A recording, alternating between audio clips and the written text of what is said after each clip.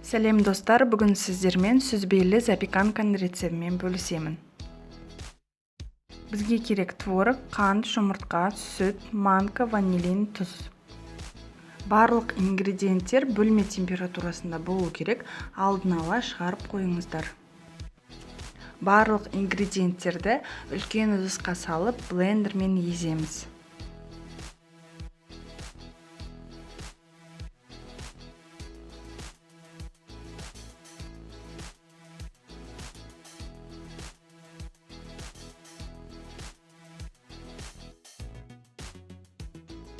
Міне осындай пастообразный болу керек.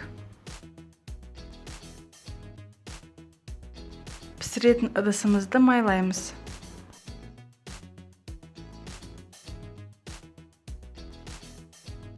Запеканкамыз жабысып қалмас үшін манканы сеуіп шығамыз.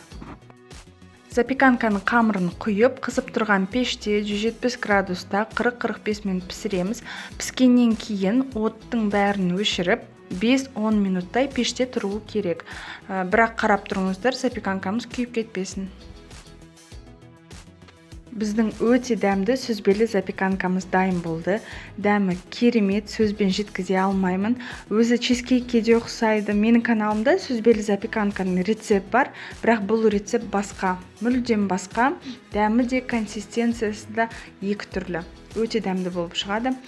Жасап көріңіздер, лайк, подписки ұмытпаңыздар. Көп рахмет.